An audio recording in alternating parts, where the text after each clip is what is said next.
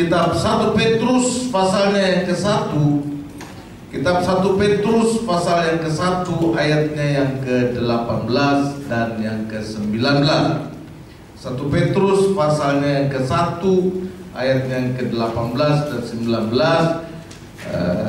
Judul khotbah saya pada sore hari ini adalah penebusan. Penebusan. Saudara bisa katakan ini sama-sama, penebusan. Oke, sekali lagi, 1, 2, 3. Penebusan. Ya, bisa ditayangkan, bisa dapat, bisa ya, bisa keluar ya. Oke, terima kasih, luar biasa. Tadinya nggak bisa, sekarang jadi bisa, luar biasa, hebat sekali. Kata penebusan berasal dari kata tebus. Saudara tahu arti ditebus? Saudara pernah pergi ke penggadaian atau saudara pernah menggadaikan sesuatu barang saudara? Halo? Pernah ya? Waktu barang kita digadaikan, maka barang kita milik siapa? Milik kita lagi atau milik orang lain? Milik orang lain. Nah, waktu kita punya uang, kita mau ambil barang kita, maka kita harus tebus, ya kan? Tebus dengan uang, ya kan? Tebus dengan uang. Akhirnya barang itu menjadi milik kita lagi.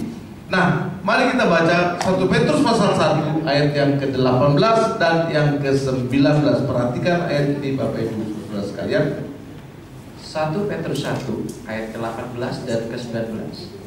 Sebab kamu tahu bahwa kamu telah ditebus dari cara hidupmu yang sia-sia, yang kamu warisi dari nenek moyangmu itu, bukan dengan barang yang fana, bukan pula dengan perak atau emas, melainkan dengan darah yang mahal, yaitu darah Kristus yang sama seperti darah anak domba yang tak bernoda dan tak bercacat. Amin. Bisa katakan amin? Amin. Amin.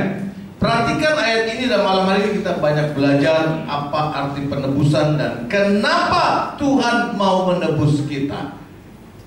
Amin? Ya. Perhatikan ayat yang ke-18 di sini. Sebab kamu, siapa kamu Bapak Ibu? Kita, orangnya, ya kan? Saudara dan saya disebut kamu.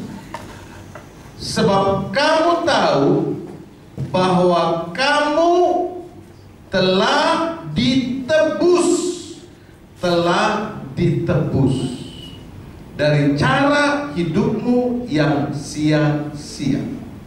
Saudara dan saya telah ditebus dari hidupmu yang sia-sia. Pertanyaan saya dari ayat ini, siapa yang ditebus? Saudara atau hidupmu yang sia-sia yang ditebus? Oke, sekali lagi pertanyaannya, siapa yang ditebus? Saudara atau hidupmu yang sia-sia yang ditebus? Kita. Hidupmu yang sia-sia. Oke. Perhatikan mic ini ya. Ini mic ini. Mic ini adalah milik saudara. Ya. Ini milik saudara. Lalu ini kecemplung di got. Ya. Ini kecemplung di got, akhirnya belepotan sama lumpur. Ya kan? Belepotan yang di lumpur. Lalu mic ini diketemukan oleh si pemulung. Bisa ikuti cerita ini? Mic ini saudara punya, kecemplung di got, belepotan lumpur, ketemu sama tukang pemulung, ya kan? Nah, waktu pemulung ini dia ambil, saudara lihat, ini mic saya, tapi masih belepotan gitu, ya. Lalu saudara bilang, Pak, ini saya punya. Oh, Bapak punya. Oke, saya ambil ya, karena Bapak telah percaya, saya kasih. Saya tebus barang ini. Saya tebus barang ini, ya.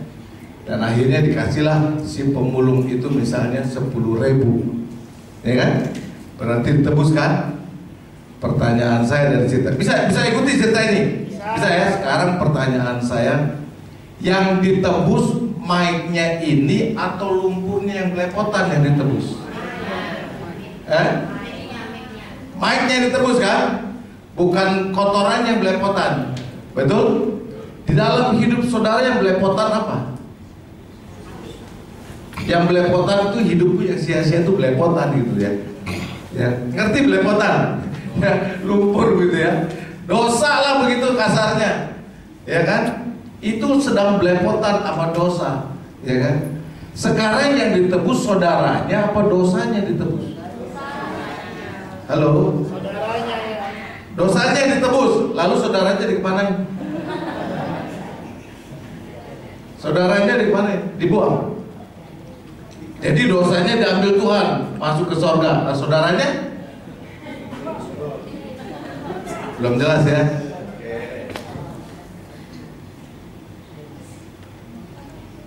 Ini saudara anggap ya, ini masuk cemplung ke got, belum gitu. Kan belepotan di cerita ini belepotan lumpur nih, ya. Ketutupan, jangan lihat sulampainya ya, lihat. Ini belepotan, ya. Ini lumpur nih. Anggaplah ini dosanya nih, ya kan? Lumpur belepotan. Waktu diketemukan, saudara mau ambil apanya? Ininya, apa ininya mau diambil? Mic-nya diambil. Kenapa ininya mic-nya diambil? Yang diperlukan, berguna kan? Ininya dibuang kan? Kotorannya dibuang ya, dibuang gitu, diambil ininya, ya kan? Mau pulang, betul? Ngerti sampai sini ya? Oke. Sekarang ini manusia, ya kan? Tuhan mau tebus, tapi manusia ini dalam keadaan belepotan dosa. Ya, dalam keadaan belepotan dosa. Pertanyaan saya sekarang, yang ditebus sama Tuhan, ininya apa ininya kata orangnya? Mic-nya kan? Ininya ditebus ya, orangnya ditebus ya. Ininya dikemanain sama Tuhan? Dibuang sama Tuhan. Gak ada gunanya. Kotor-kotorin surga. Betul? Betul kan?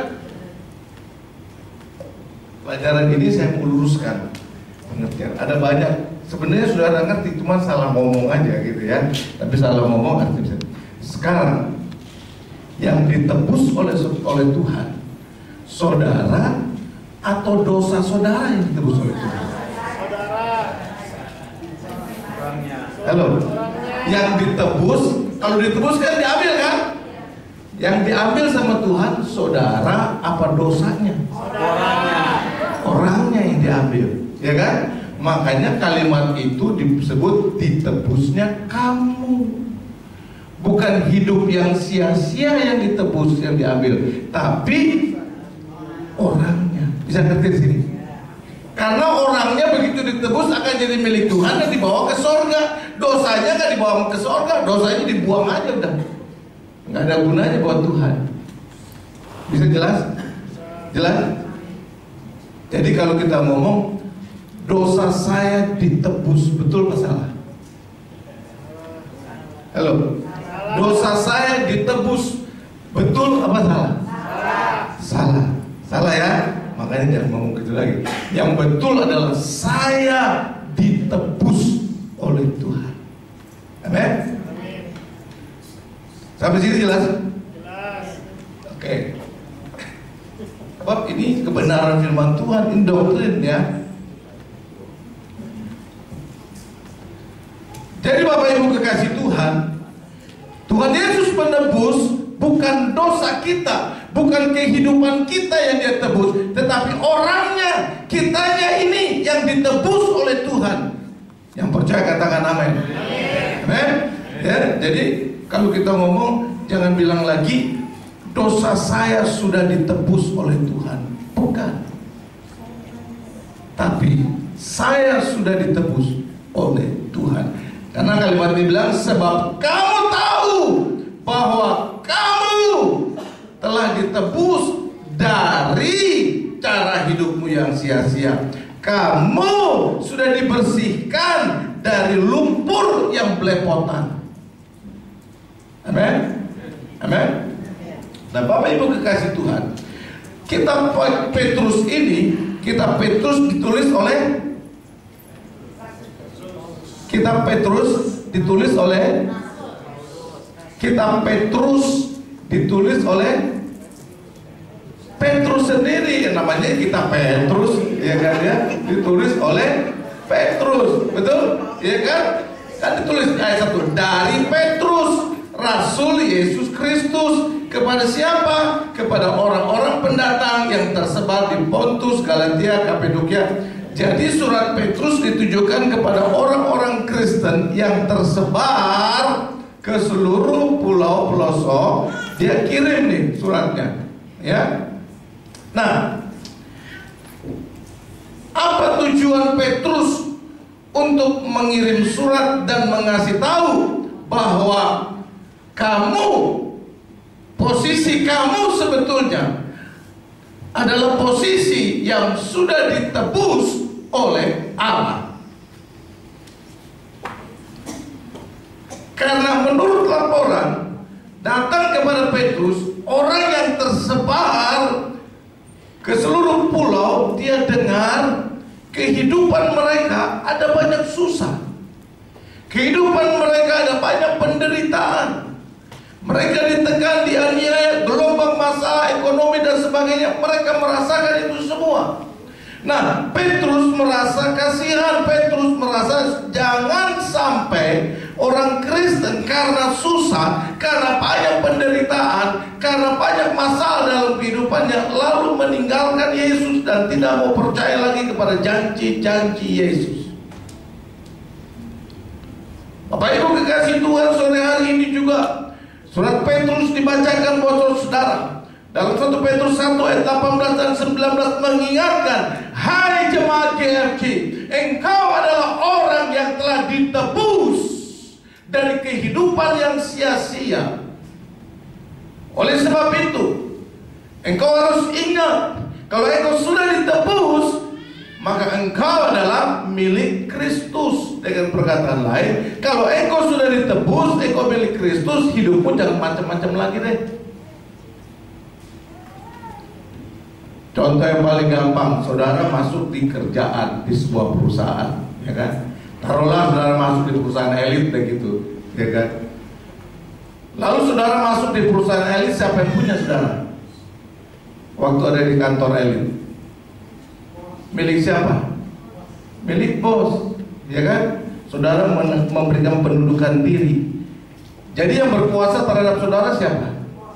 Bosmu. Sama seperti ini, engkau sudah ditebus oleh Tuhan, maka jauh nggak usah macam-macam deh sama Tuhan. Gitu kan? Ya, waktu kita masuk di perusahaan elit, maka kita juga nggak usah macam-macam. Waktu saudara masuk di dalam Saint Nicholas, saudara pun juga jangan macam-macam. Gitu loh maksudnya. Jelas? Ya. Nah, Tuhan juga ingetin, kamu udah ditebus nih, kamu milik saya. Makanya kamu gak usah khawatir, gak usah bimbang terhadap aku. Makanya kamu gak usah macam-macam, gitu. Jelas saya ngerti macam-macam, ngerti ya maksudnya tujuannya, Bapak Ibu. Halo, bisa ikuti saya? Masih bisa ikuti saya? Atau udah capek nih? Belum ya?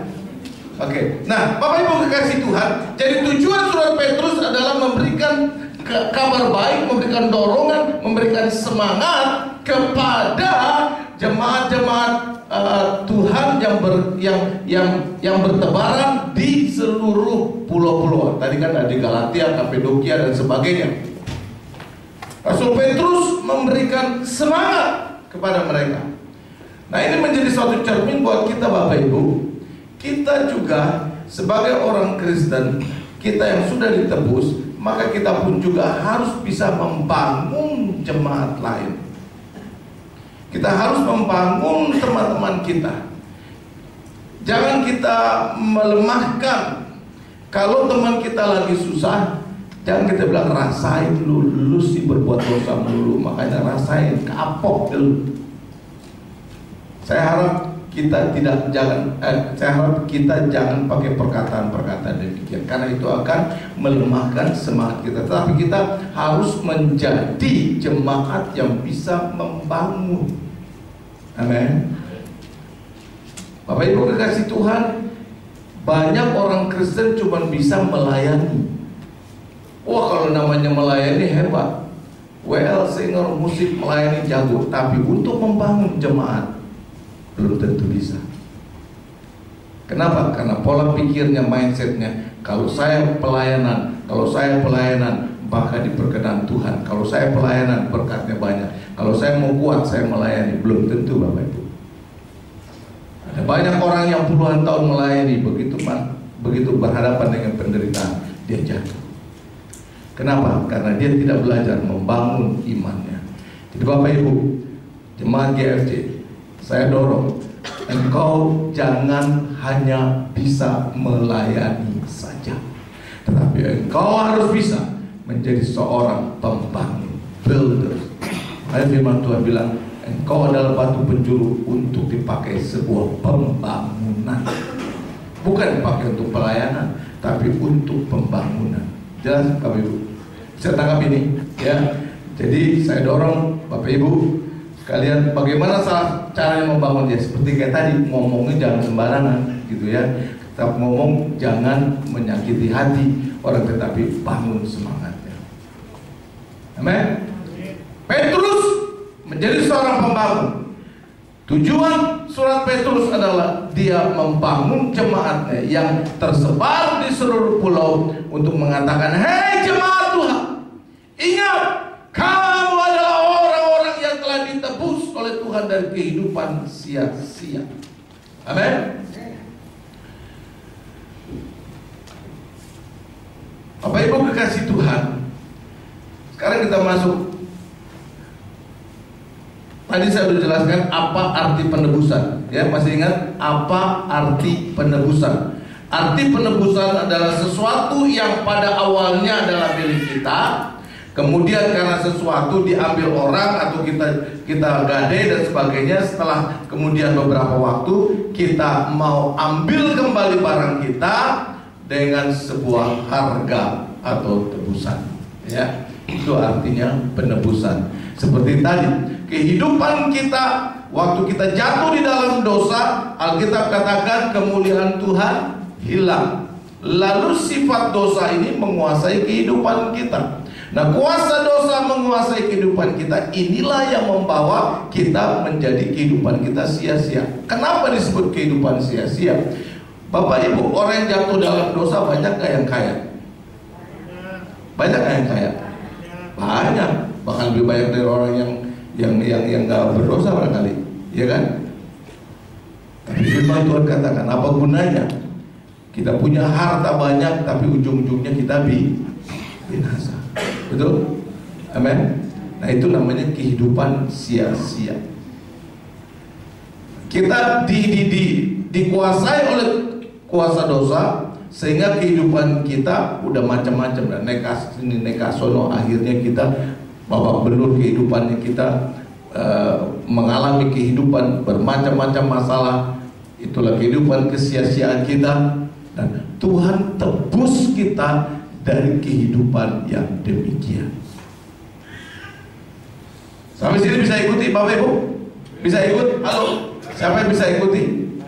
Bisa semua ikuti? Bisa ikuti? Itu soal jangan ngantuk ya, jangan tidur. Bab ini cukup berat. Memang buku Petrus ini agak sukar dibaca dan dimengerti. Makanya mesti pelan-pelan, ya kan? Saya aja berkali-kali dibaca, ya kan? Tapi oleh karena anugerah Tuhan, dan anugerah Tuhan itu sama buat saya dan buat Bapak Ibu sama, sehingga kita bisa belajar sama-sama. Amin. Masih mau belajar? Amin. Lalu masih mau belajar? Nah, kita sudah belajar apa arti penebusan, dan siapa yang ditebus kita sudah tahu, ya. Yang ditebus adalah saudara, bukan dosanya, ya. Yang ditebus adalah saudara, bukan dosanya, tapi yang ditebus adalah kita, manusianya. Mengapa manusia perlu ditebus?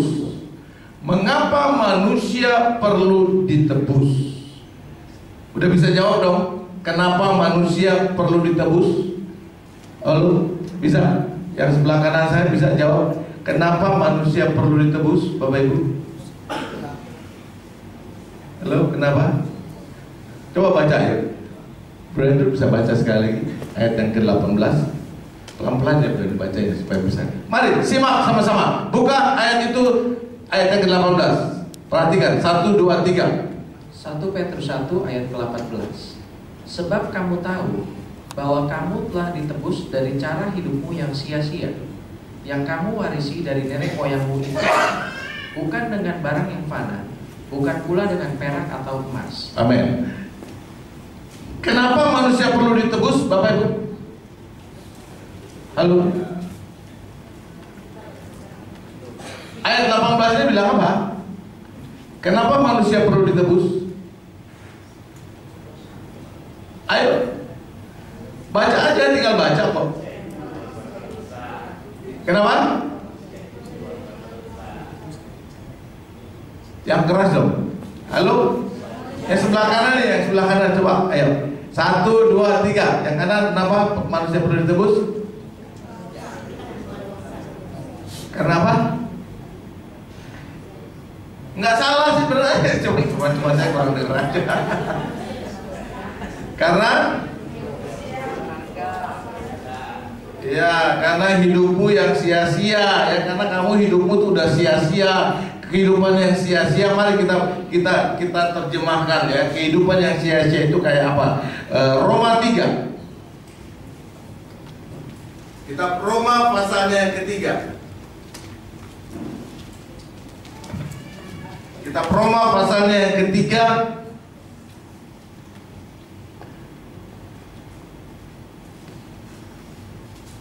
Roma pasal 3 ayat 9 sampai 18. Cukup panjang, tapi saya harap saudara bisa mengerti apa sih artinya kehidupan yang sia-sia itu. Roma 3 ayat 9 sampai 18. Bisa tolong? Roma 3 ayat 9 sampai ke 18. Semua manusia adalah orang berdosa. Jadi bagaimana? Adakah kita mempunyai kelebihan daripada orang lain? Sama sekali tidak. Sebab di atas telah kita dituduh baik orang Yahudi maupun orang Yunani bahwa mereka semua ada di bawah kuasa dosa. Seperti ada tertulis, tidak ada yang benar, seorang pun tidak. Tidak ada seorang pun yang berakal budi. Tidak ada seorang pun yang mencari Allah. Semua orang telah menyeleweng. Mereka semua tidak berguna. Tidak ada yang berbuat baik, seorang pun tidak. Kerongkongan mereka seperti kubur yang terenggang. Lidah mereka berayu-rayu, bibir mereka mengandung bisa, mulut mereka penuh dengan sampah serapah, kaki mereka cepat untuk menumpahkan darah. Keruntuhan dan kebinasaan mereka tinggalkan di jalan mereka, dan jalan damai tidak mereka kenal. Rasa takut kepada Allah tidak ada pada orang itu. Ya, Bapak Ibu, inilah cara hidup yang sia-sia. Kehidupannya dia tidak mau mengenal Allah. Kehidupannya selalu ngomel, sumpah serapah terhadap istri, suami, anak-anak muda saja kita mengucapkan sumpah serapah. Tidak ada seorang pun yang bisa berakal budi dan mengerti bahwa Allah itu baik adanya bagi kita. Kerongkongan mereka seperti kubur yang ternganga. Kuburan dari luar itu kan bagus, ya kan? Betul? Kuburan itu kan bersih dari luar ya, tapi dalamnya tengkorak dulu, ya kan, belatung dulu, begitu, ya kan ya. Nah seperti itulah kehidupan kadang-kadang kehidupan manusia. Dari luar kelihatannya bagus, oh cantik, tetapi hatinya siapa yang tahu? Semuanya ini adalah gambaran kehidupan yang sia-sia, dan manusia berhidup dari hari ke hari seperti ini, dan kehidupan yang seperti ini adalah Tuhan katakan kehidupan yang dibawa kekuatan kuasa dosa. Dan kekuatan dosa ini waktu memimpin kita, dia akan membawa kita jauh dari Tuhan, dan akhirnya kita dibawa kepada kehidupan kekal yang penuh dalam penderitaan dan penderitaan. Bapak Ibu, inilah kehidupan yang sia-sia.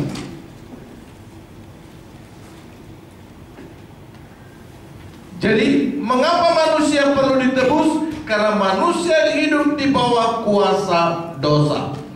Dan kuasa dosa itulah yang membawa kita kehidupan seperti Roma 3 ayat 9 dan 18. Dan yang kedua, mengapa manusia perlu ditebus? Dalam catatan itu dikatakan bahwa manusia, pasti bisa ditayangkan, bisa dibaca ya. Manusia berharga di mata Tuhan. Yesaya 43 ayat 2. Yesaya 43 ayatnya yang kedua.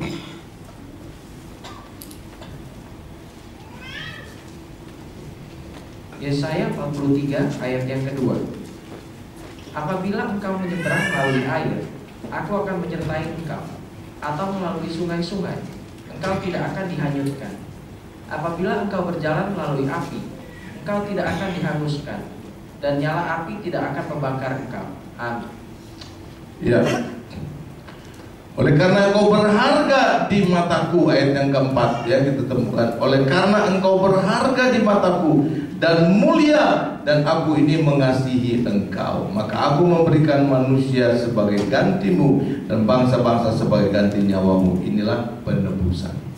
Jadi yang kedua adalah manusia berharga di mata Tuhan. Yesaya 43 mulai dari ayat 2 sampai dengan 4. Bagaimana Tuhan memelihara kehidupan saudara, karena saudara-saudara berharga di mata Tuhan. Yang berikutnya, mengapa manusia perlu ditebus? Karena Tuhan tidak ingin manusia sebagai ciptaannya binasa. Ya. Tuhan tidak ingin manusia sebagai ciptaannya itu binasa. Yohanes 3 ayat 16.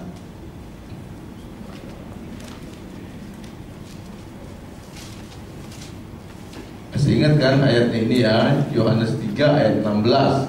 Siapa hafal? Yohanes 3 ayat 16.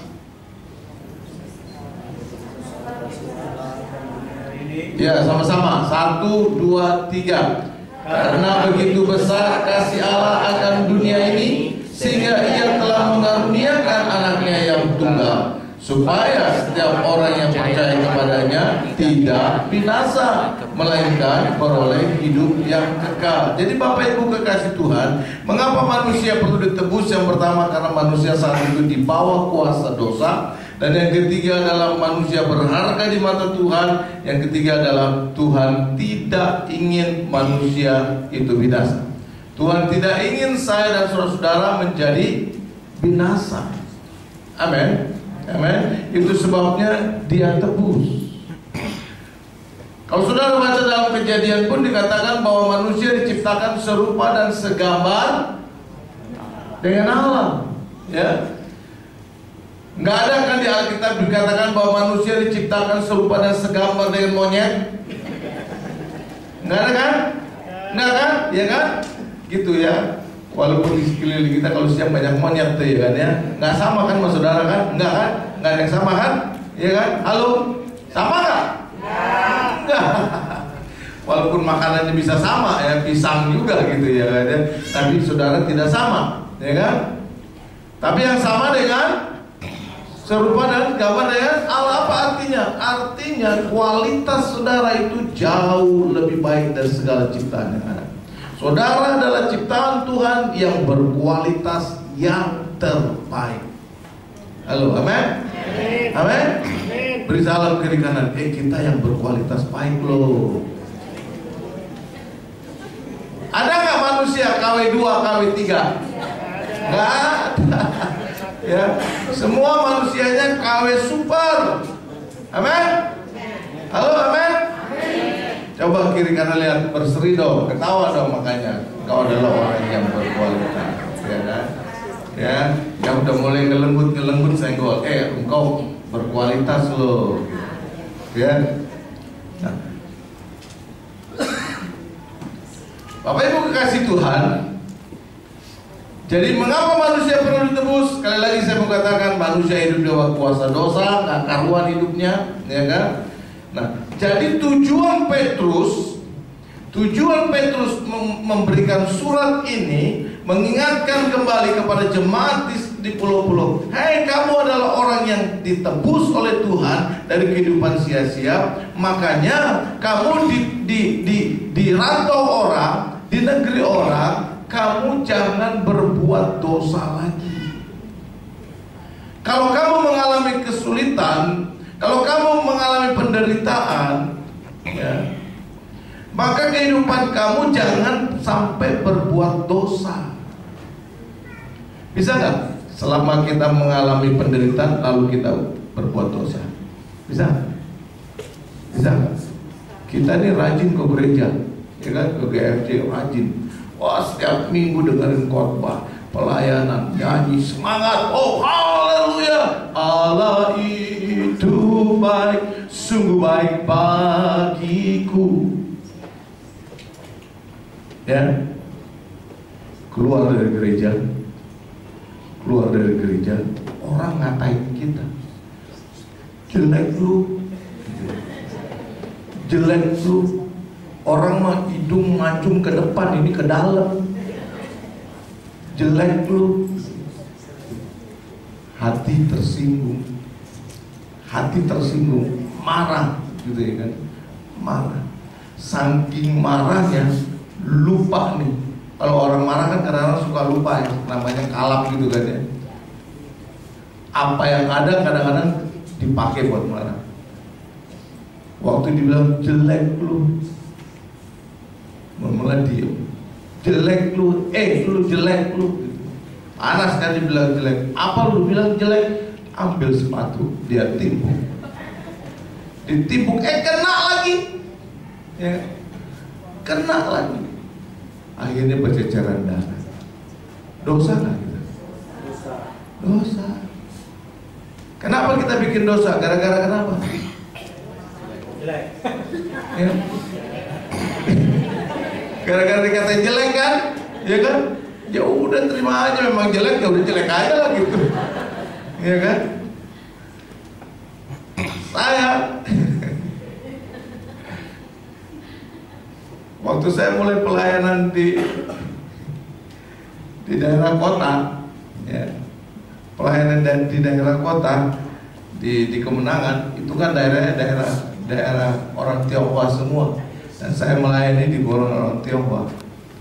Dan gereja itu pernah mengalami masalah sama pendeta yang warna kulitnya hitam. Nah, saya diutus ke sana. Jemaatnya bilang, ya hitam lagi.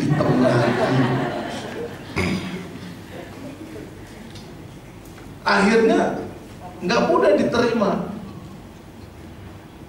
Terus udah sampai dikirim utusan. Bener nggak nih, pendeta Edi Suharsa ini keturunan Tionghoa? Dikirim spy. Terima, iya bapaknya putih, bapaknya sipit. Wah iya dah, meyakinkan. Lalu saya tahu, oh begitu. Saya bilang, Bapak Ibu ngerti nggak merek Hitachi? Iya merek itu. Iya saya juga Hitachi, hitam tapi Cina. Gitu ya. Lalu saya mulai belajar bahasa Tionghoa, ni hao, gitu ya, segala macam, belajar Xiongxin dan sebagainya. Akhirnya baru bisa diterima Bapak Ibu. Bapak Ibu dikasih Tuhan. Ya kalau udah memang hitam ya hitam aja gitu ya. Tapi saya bilang, Bapak Ibu pernah lihat manggis? Pernah. Manggis warnanya apa? Hitam, dalamnya apa? Putih. Itulah sehatiku. Biar kulit hitam tapi hatinya putih gitu loh. Biar hitam tapi hitam lokomotif, banyak yang nungguin di stasiun gitu, ya kan?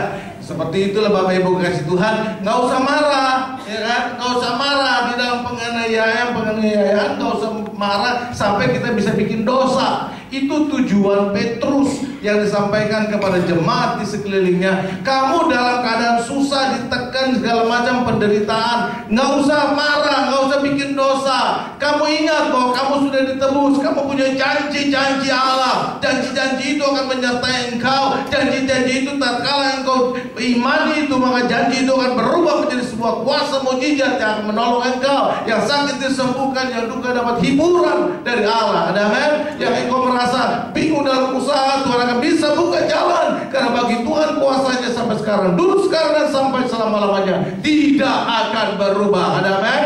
Di kemuliaan buat Tuhan. Bapak Ibu kekasih Tuhan, lalu kita lihat dengan apa Allah menebus kita. Dengan apa Allah menebus kita? Tadi mengapa manusia perlu ditebus? Dengan apa Allah menebus kita? 1 Petrus 1 ayat 19 kembali kita baca.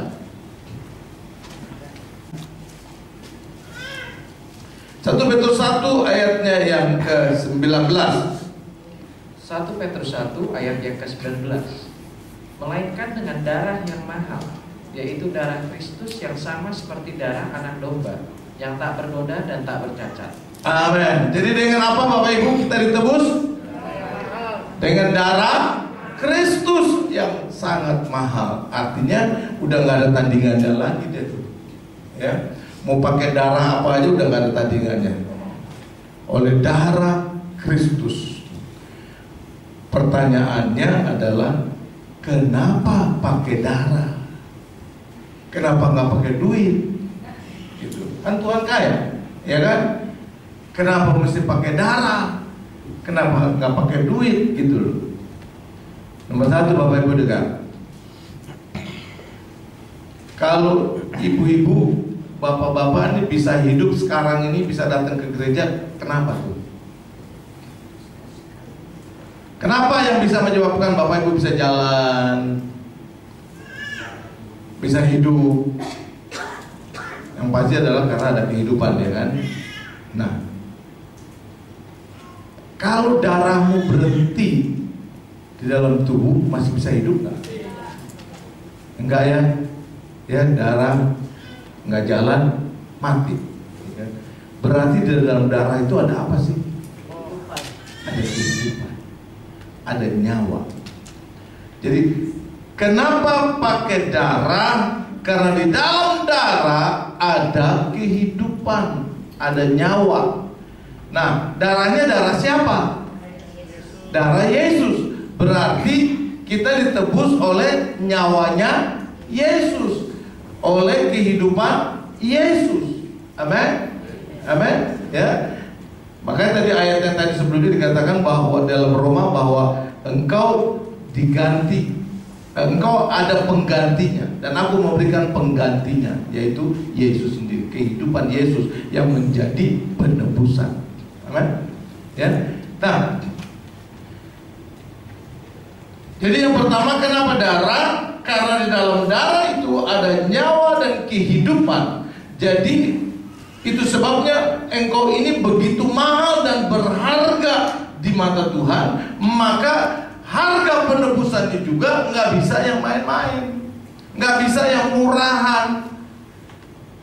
Harga penebusannya juga yang berkualitas. Bisa tanggapi di Bapak Ibu, bisa ngerti ya. Jadi dengan yang berkualitas. Dan yang kedua adalah karena ini adalah konsep penyelamatan, konsep penebusan, konsep penyelamatan. Dari penebusan harus pakai darah. Dalam perjanjian lama pakai domba, darah domba, ya. Itu konsep perjanjian lama. Tapi konsep perjanjian baru, dan kita ada di dalam zaman perjanjian baru, maka konsep penyelamatan, konsep penebusannya adalah pakai darah Kristus. Tujuannya adalah supaya engkau percaya kepada Yesus yang menjadi penebus engkau dalam kehidupanmu. Konsepnya harus pakai darah Kristus. Ngerti nggak konsep Bapak Ibu? Kadang-kadang kita suka kacau balokkan antara konsep dan prinsip.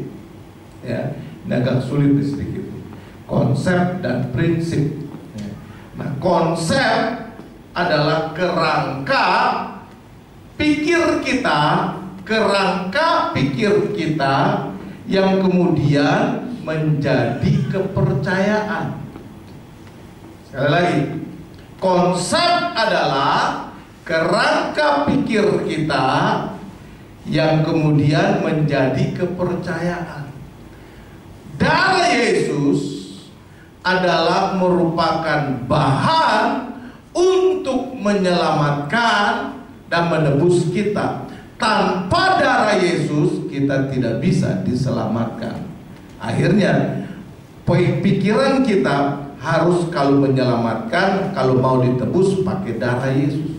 Jadi konsep darah Yesus menjadi kerangka pikir kita. Konsep darah Yesus menjadi pikiran kita. Kalau kita mau ditebus, kalau kita mau diselamatkan, maka kita harus percaya bahwa darah Yesus mempunyai kuasa untuk menyelamatkan saudara. Amin. Itu konsep. Makanya nggak bisa diganti. Saudara mau selamat, saudara mau masuk surga, nggak bisa ada barang lain daripada darah Yesus. Amin. Amin. Ya, nggak bisa diganti tuh pakai tumbal lah dan sebagainya gitu. Ngerti tumbal? Ya, nggak ada. Pokoknya prinsipnya adalah mau selamat harus punya darah Yesus, dioleskan darah Yesus. Amin. Amin. Ngerti? Ya, ngerti ya. Jadi kenapa mesti pakai darah Kristus? Ya itu memang rumusnya surga seperti itu. Kalau kamu mau bersih, kamu mau selamat, ya kamu harus pakai darah Kristus. Nggak bisa pakai darah babi, ya nggak bisa, ya kan? Amen. Nah, oleh sebab itu, maka kita harus punya iman. Hanya oleh darah Yesus kita boleh didekatkan antara kita dengan Bapa di surga. Bisa tangkap sampai sini? Bisa ngerti? Oke, kita lanjut ya. Nah, sekarang kalau kita udah ditebus, kalau kita sudah ditebus, status kita kayak apa? Keadaan kita itu kayak apa sekarang? Kalau kita sudah ditebus. Nah, ini diingatkan lagi oleh Petrus kepada jemaat-jemaat yang sedang merantau. Hei jemaat Tuhan yang merantau di pulau-pulau, ingat, kamu ini udah ditebus. Jadi sekarang kamu harus ingat status kamu itu kayak apa. Waktu engkau menghadapi masalah, waktu engkau menghadapi pencobaan, waktu engkau menghadapi sakit penyakit dalam hidupmu, status kamu sebagai orang yang mengalami penderitaan, status kamu sebagai orang yang mengalami penganiayaan kayak apa? Contoh, kalau Bapak Ibu pergi ke Singapura, ya kan? Di Singapura engkau ngalamin sakit, engkau mengalami penderitaan di Singapura, diolok-olok lagi tuh segala macam gitu ya kan? Di Singapura, status saudara waktu diolok-olok berubah nggak? Status saudara jadi orang Malaysia atau tetap jadi status orang Indonesia? Statusnya yang mana? Tetap orang Indonesia kan? Ya kan? Nggak bisa berubah jadi status Malaysia. Nah, maksudnya begini. Ingat ya orang Kristen, dia bilang, Petrus bilang, walaupun kamu mengalami aniaya dan penderitaan, ingat status kamu itu milik Tuhan. Status kamu ini milik Tuhan. Oleh sebab itu, kalau kamu tahu status kamu milik Tuhan, ya, maka kehidupan kamu harus tahu bagaimana milik Tuhan harus hidup. Jelas ya? Nah, sebagai awal di sini, status keadaan kita setelah ditebus, maka kita menjadi sebuah ciptaan yang baru. Maka ciptaan yang baru, namanya aja baru, maka kehidupan kita tidak boleh lagi menjadi satu kehidupan yang kehidupan lama kita pakai. Contoh misalnya, kita udah Kristen nih, udah jadi jemaat GFC, ya kan? Setiap minggu, setiap Rabu kita hadir dalam ibadah. Tiba-tiba kita mengalami masalah. Anggaplah misalnya kita perlu bayar anak sekolah. Tiba-tiba kita tanpa mempersiapkan diri, sekolah nagih kita. Ini udah mau masuk ajaran baru, maka kamu harus bayar uang pangkal untuk tahun depan misalnya 5 juta. Ya. Aduh, dari mana 5 juta?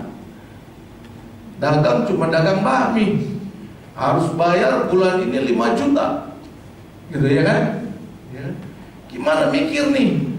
Untung sehari cuma cepecek, untuk bayar dikasih waktu sebulan 5 juta. Cepecek untung dikaliin 30 hari baru berapa tuh? Baru berapa? 3 juta, ya kan?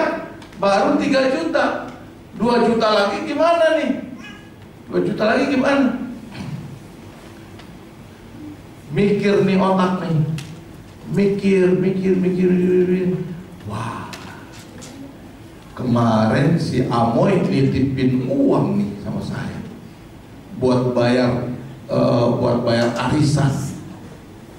Si Amoy nitipin uang nih 2 juta buat bayar arisan karena udah nombokin. Arisan kan minggu depan masih ada lagi, bulan depan masih ada. Gua pakai dulu deh. Pakai dulu 2 juta. Giliran mau bayar susah. Ngerti gak maksud saya jalan ceritanya? Ya kan? Jadi mikir jahat gitu loh.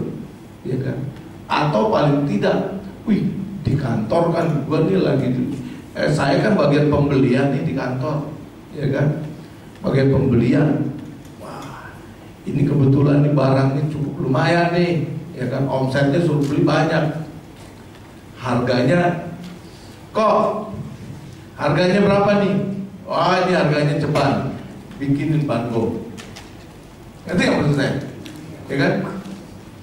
Lapor sama bos, bilangnya beli bango dong. Ya kan, kapan untungnya? Ya kan? Lapor, bos, sekarang udah naik nih bos semuanya nih. Harga beli sekarang bango 15.000 nih. Betul gak? Bango 15.000 kan ya? 15.000. Padahal dia belinya cuma 10.000, yang 5.000 masuk mana? Kantor. Korupsi nggak tuh? Korupsi. Halal nggak? Demi anak boleh aja deh, ya kan? Demi uang sekolah, ya kan? Halal-halalin aja. Jadi segala macam cara dibikin halal. Padahal kita rajin ke gereja, ya kan? Rebo minggu rajin, ya, melayani lagi gitu kan. Inilah contoh dalam keadaan kesulitan kita lupa status kita, di mana saja kita harus hidup jujur, benar, ya kan? Seperti itulah. Rasul Petrus ingatkan, kamu harus tahu status kamu adalah udah lahir baru, jangan kehidupan lama yang dulu korupsi dipakai lagi gitu. Ketahuan, lapor, Pak Markus, ini jemaat Pak Markus ada yang korupsi nih. Pak Markus panggil, nah sini nak, kenapa sih kamu kepepet Pak Markus? Di sini nggak ada. Ya, ngerti ya ilustrasi ini ya, gitu ya. Jadi kita sudah lahir baru, jangan kehidupan lama kita pakai lagi seperti itu. Petrus memberikan nasihat dan membangun kepada jemaat-jemaat yang berkeliling di pulau-pulau. Ayo, jangan begitu lagi, karena kita udah kehidupan baru, ya. Karena kita sudah menjadi anak-anak Allah, keluarga Allah, ya kan? Dan kita bebas dari kekuasaan iblis dan dari rasa bersalah. Tuhan telah tebus kita. Yang terakhir, apa yang harus kita kerjakan kalau kita sekarang telah ditebus? Apa yang harus kita kerjakan sekarang setelah kita ditebus? 1 Petrus 1 ayat 17. Mari Pak.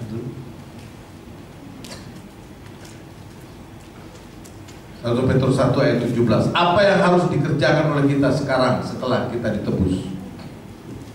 1 Petrus 1 ayat ke-17.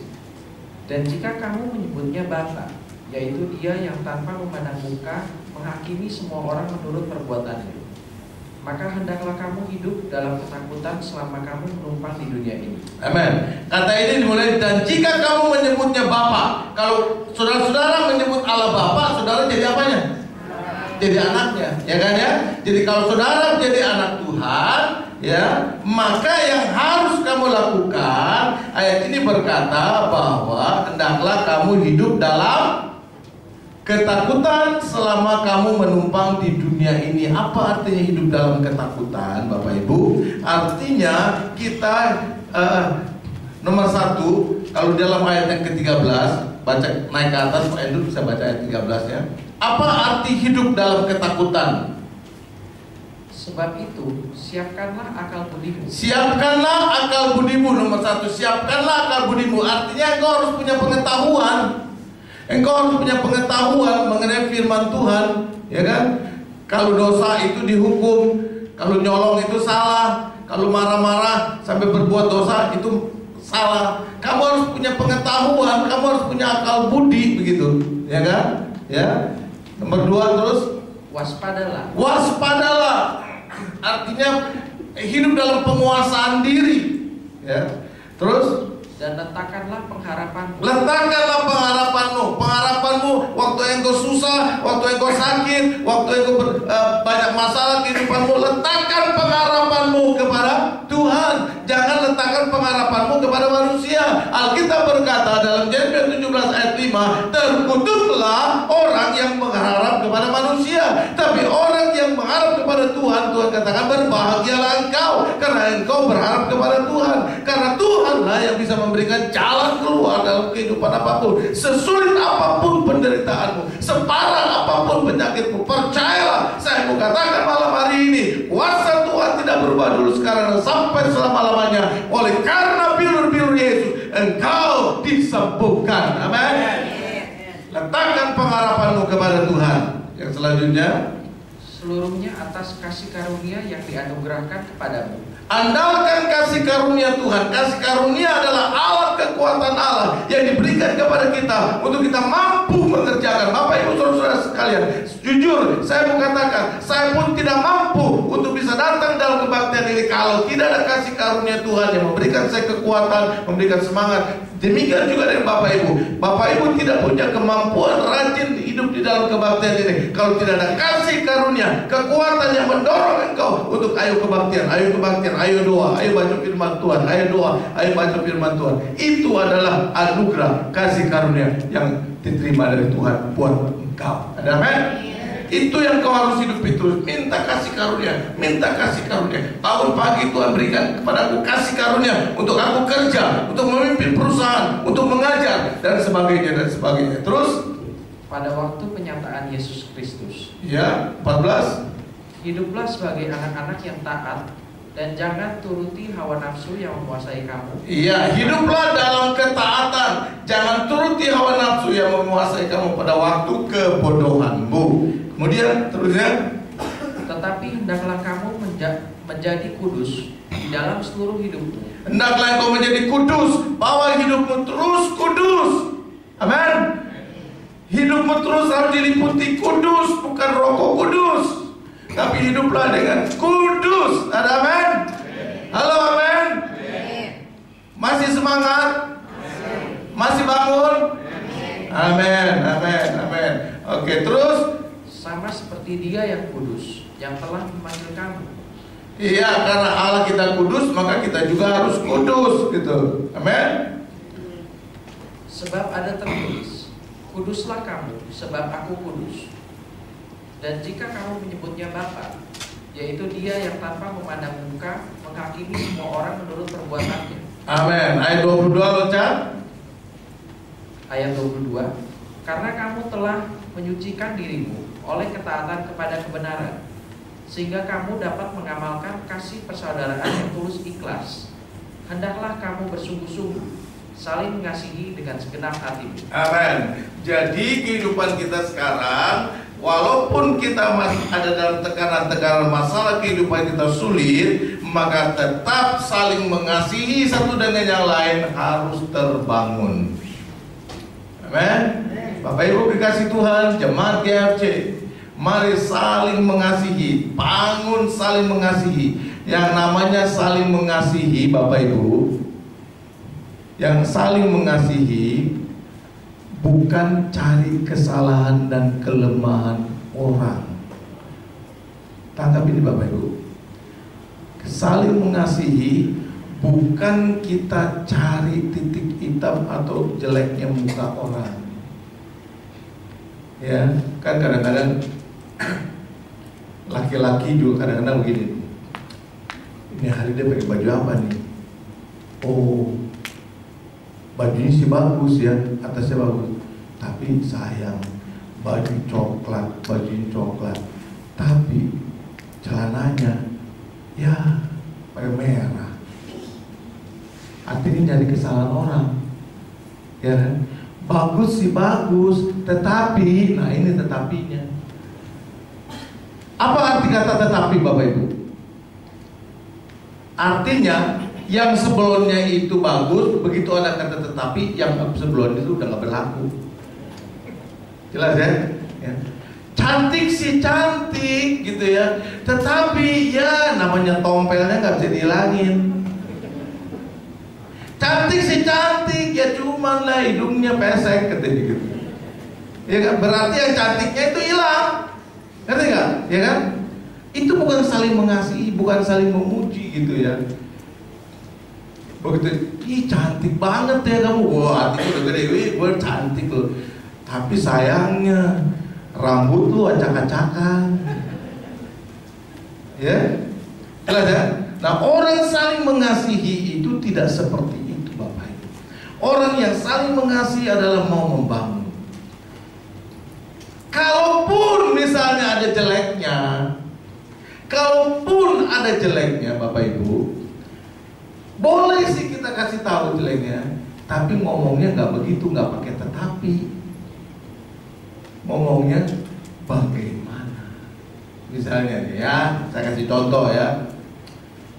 Hebat tuh, dan kamu udah hebat, bagus deh, cantik sekali, rambutmu udah rapi, hidungmu juga udah bagus gitu ya kan ya. Bagaimana nih kalau misalnya rambut kamu dikasihin pita? Bagaimana kalau rambutmu tambahin dijepit sedikit gitu, lebih hebat? Ya kan? Kan dia, oh iya bener juga, terima kasih ya, langsung pulang beli jepit yang bagus. Ya, nggak langsung sialan lu. Seperti itu Bapak Ibu. Jadi kita waktu bicara pun harus punya rasa sopan, santun, etika seorang Kristen harus bisa membangun, bukan untuk meruntuhkan. Amin. Amin Bapak Ibu. Itulah cara hidup orang yang dirinya dalam lahir baru. Nah ini yang tujuannya Petrus seperti itu. Banyak sulitnya dalam kehidupanmu, tapi engkau tidak boleh jatuh dalam dosa kembali. Itu sebabnya kita hargai penebusan Tuhan bagi kita.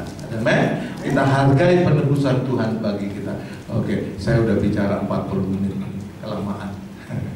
Maaf. Bapak Ibu kasih Tuhan, malam hari ini kita berbicara mengenai tema penebusan. Tujuannya adalah supaya saya dan saudara ngerti bahwa kita ini sudah ditebus sebagai orang Kristen, sudah ditebus, maka jaga kehidupan kita, jangan sampai nama Tuhan dipermalukan dalam kehidupan kita.